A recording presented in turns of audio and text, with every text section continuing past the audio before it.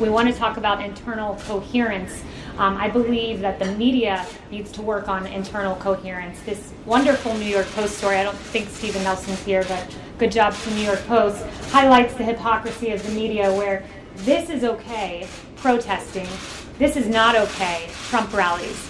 Protesters protesting against injustice, against racism and police brutality. This is a rally, a political rally. They're not going to be demonstrating for any kind of cause other than supporting the president.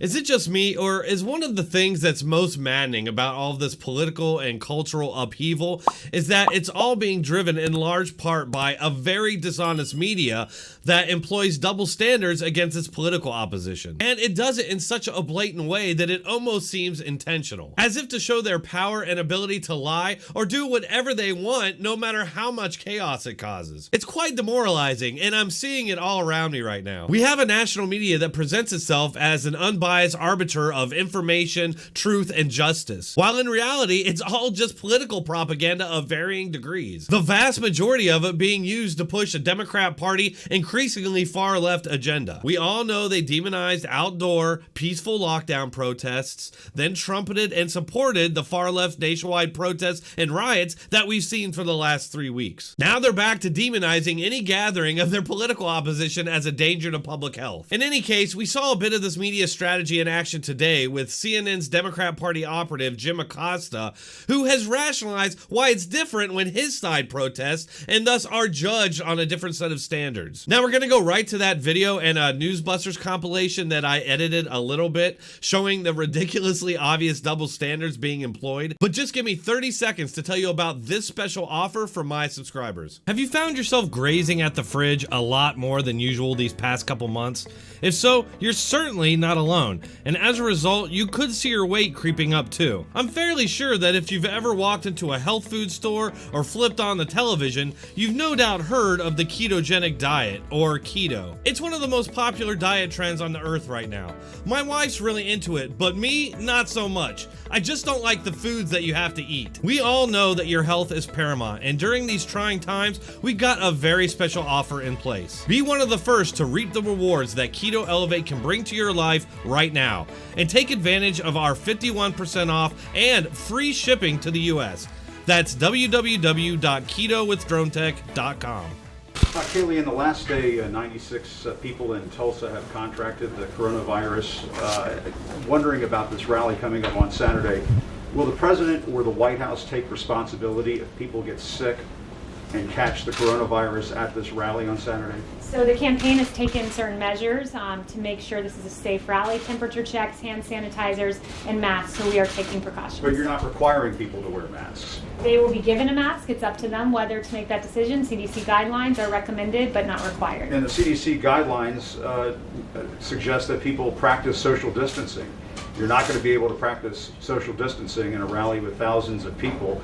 So aren't you, in essence, bringing people to a rally where they won't be abiding by those guidelines, adhering to those guidelines? It's a personal choice of individuals as to what to do, but if we want to talk about internal coherence, I believe that the media needs to work on internal coherence. This wonderful New York Post story, I don't think Stephen Nelson's here, but good job to the New York Post, highlights the hypocrisy of the media where this is okay, protesting, this is not okay, Trump rallies. It's really remarkable, and I think the American people have taken notice when, for instance, NBC tweets at 4:05 p.m.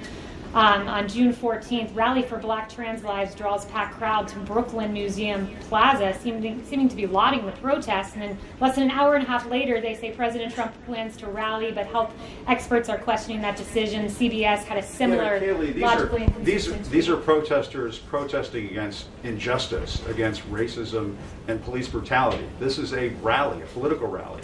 They're not going to be demonstrating for any kind of cause other than supporting the president. And I go back to my original question, will the White House, will the president take responsibility if there are people who catch the coronavirus and get sick?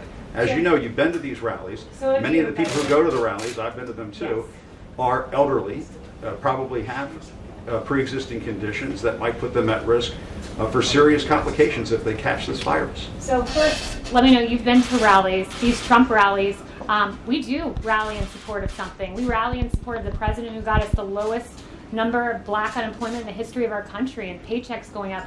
We rally that HBCU funding for historically black colleges and universities is permanent because of President Trump. You're not answering my question. Will the President, will the White House take responsibility if people get sick? Can you answer that question? You suggested that we don't rally on behalf of anything, so let me note one more thing. We rally on behalf I said that you rally on behalf of the President. That's why you're going. We rally on behalf of criminal justice reform and the First Step Act, which President Obama and Vice President Biden talked about, but we did.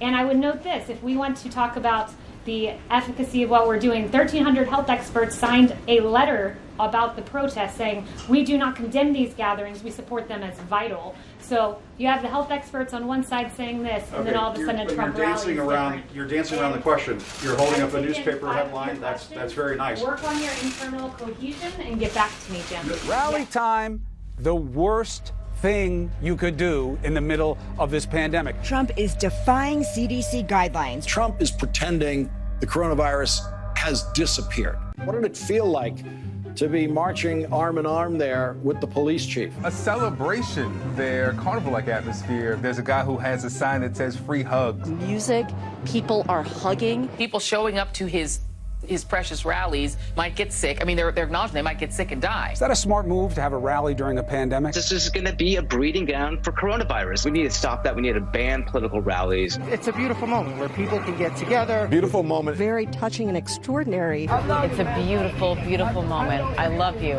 A moment of respect and love. President Trump is still planning to hold large campaign rallies with thousands of people packed, as he said, shoulder to shoulder. It's unclear exactly how he can even return to these large-scale events given the pandemic. Tens of thousands showed up for a march in Floyd's honor. A massive crowd, and I mean massive. Tens of thousands of protesters. Thousands and thousands. Up to 200,000 people. Public health experts are warning about the risks of gathering in crowds like the president's rally. Health officials said the president's rally will pose a risk. Social justice over social distancing, we understand that to some extent. This week, more than 1,000 physicians and healthcare professionals signed a letter supporting the demonstrators. A political rally checks every box of risk. Stop it. Just stay home, people. Stay home. Stay in the streets. Continue to protest. Continue to have your voices be heard.